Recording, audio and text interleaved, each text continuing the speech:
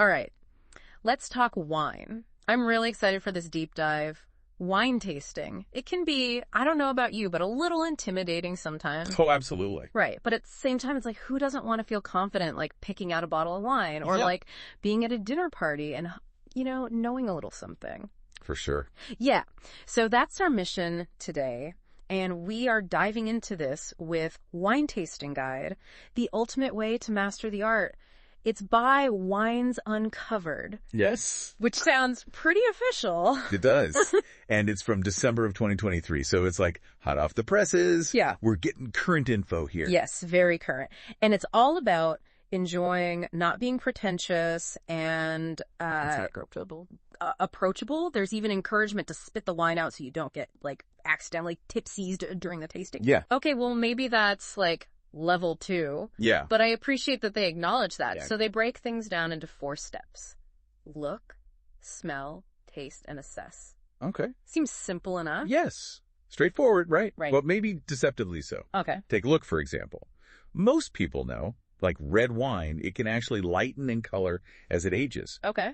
But a cool fact I learned from this guide is just the opposite for white wines.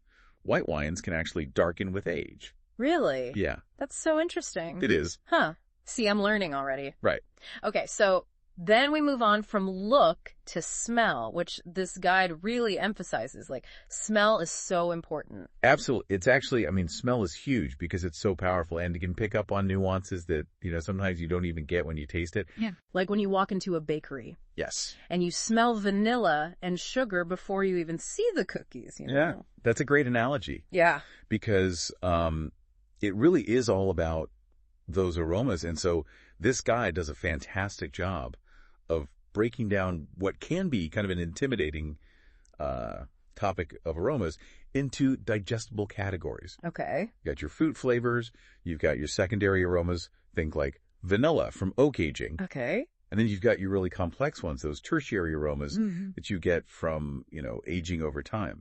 It's like wine has its own language. It does. It really does. And we're getting like a little decoder ring. Yes, exactly. Now, I have to say, I was looking through this section on aromas, and in the guide, they list out all these different flavors, and blackberry popped up. Yeah. And not just for reds, but for whites too. Yeah. And I'm thinking, am I supposed to be tasting like blackberry pie? I'm a little confused. That's a great question. Yeah. And no, it's not about the wine literally tasting like you just dropped a blackberry in the glass. Yeah. It's more about these subtle aromas and flavors that kind of evoke the essence of blackberry. So it's unique sweetness, maybe a hint of tartness. Okay, so we're not talking about like a literal blackberry flavor. Exactly. More like a hint of... A suggestion. Okay. A nuance. Got it. Yeah. So when I see blackberry listed, like what kind of wines what should I be picturing? Well, you know, you think about blackberry and wine, it might sound strange, but it's really about those subtle notes. Right. Like, for example, a Cabernet Franc from Chinon in the Loire Valley.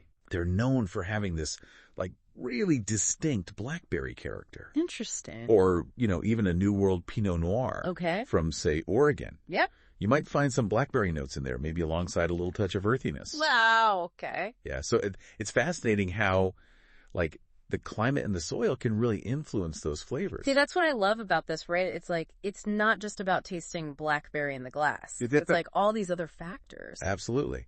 And speaking of factors, this guide, I really appreciate that it doesn't just throw a bunch of fancy terms at you. Right. You know, it actually, like, breaks it down. Yes. And explains the why. Yes. Like, why do these things matter? Things like tannins. Okay. Yeah. Acidity, body. Okay. And those really shape the wine's personality. Yeah. Yeah, tannins, I hear that word. Right. And honestly, I don't really know what it means. It's one of those words that gets thrown around a lot. Yeah. And it can be kind of like, well, what are tannins? Yeah. So think about when you have a cup of black tea and you get that, like, drying sensation on your tongue. Okay. Or if you bite into a grape skin. Yes.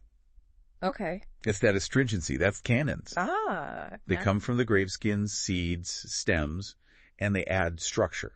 They add complexity to the wine. Okay. So that's what tannins are. So a wine with more tannins would be more... Astringent. Astringent. Yes. Thank you. You got it. Okay. You might even find it has, like, a slight bitterness to it. Now, body is a little easier. Body is basically like, how heavy or light does the wine feel in your mouth? Oh, okay. So think of it like skim milk versus whole milk. Okay. Got it. Right, that's body.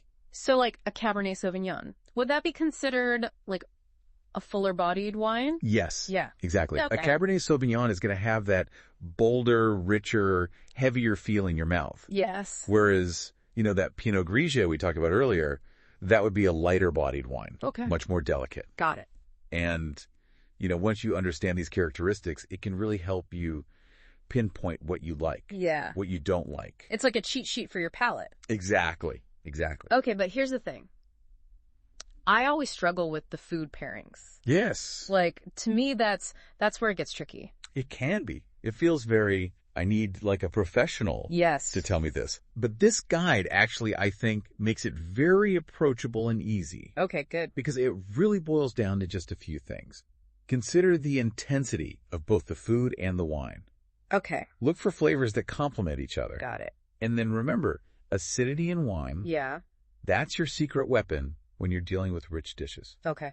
That's it. Okay. I need an example. Give me the example. What's a pairing this guide mentions that I can, like, bust out at my next dinner party? Okay, so a classic pairing that they highlight is Sauvignon Blanc and citrus. Okay. It's like they're a match made in heaven. Okay. Because the crisp acidity of a Sauvignon Blanc cuts through the richness of, citrus fruits. Okay. And it creates this beautifully balanced, refreshing experience. So it's like the acidity is almost acting like a palate cleanser. Yes. Exactly. With every sip. Exactly. Okay, got it. So, citrusy salad, Sauvignon Blanc. There you go. Okay, done. I'm writing that down. Write that down. Love it. Okay, so that makes sense. And this guide has a bunch more of those pairings. I'm excited to dig into those. It does. So, are you ready for those bonus tips Yes. I mentioned earlier? Hit me. Hit me with your favorite bonus tip. Okay, so we were talking about those bonus tips from the guide. Yes. And I thought this one was really interesting. Okay. Because you know how we were talking about how important the smell is? Yeah. The aroma of the wine? Yeah. And you really want to give it a good sniff. Yes. This guide really stresses that you got to drink water between sips. Yay! Really. Like, it's so important. I thought that was so you don't, like, get a headache Yes. during the tasting. It serves that purpose, too. Yeah. But it's like hitting the refresh button for your nose. Oh. And your palate. Okay. So that you can really appreciate each wine. Okay, that makes a lot of sense. Because if you think about it, like... Because you wouldn't smell 10 different perfumes. Exactly. Back to back. Right. Without giving your nose a break. Yes. That's a great analogy. Right. Okay. Water. Got it. Water. Very important. What else? What other bonus tips? Okay. So this one's kind of fun. Okay. Ever heard about the legs of the wine? The legs. Yeah, the legs. Yeah. So when you scroll your wine Yeah. and you see those little streaks that run down the inside of the glass? Yeah. Those are the legs. And those can actually tell you a little something about the wine. Really? Yeah. What do they tell you? So thicker, slower moving legs Okay. generally means a higher alcohol content. Oh, that's so interesting. But it's a little trick. It's kind of fun. Yeah. I'm never going to look at the legs the same way. Right. Exactly. Now, all this stuff is really interesting. Yeah. But I think my biggest takeaway from this guide, more than anything else, is trust yourself. Okay. Trust your palate. What do you mean? Like, you don't have to memorize a million tasting notes. Oh. You don't have to impress anybody. Okay. At the end of the day, the best wine is the wine that you enjoy drinking. I love that. Right. Yeah. So, take all this knowledge. Yeah. Use it to empower you. Yes. Confidence, not snobbery. Exactly. Okay. I love it. And enjoy. This has been so fun. I feel very empowered Good. to go to a tasting. Yes. Or to even just not be intimidated. Exactly. To pick out a bottle of wine. Yeah. Yeah. It can be really intimidating, staring at all those bottles and you're like, yes. And you're reading all little descriptions. Yes. And I'm like, I don't know. And they all kind of sound the same after a while. Yes, exactly. Yeah. Now I feel better. So thank you for this guide and thank you listeners for joining us for this deep dive. Cheers.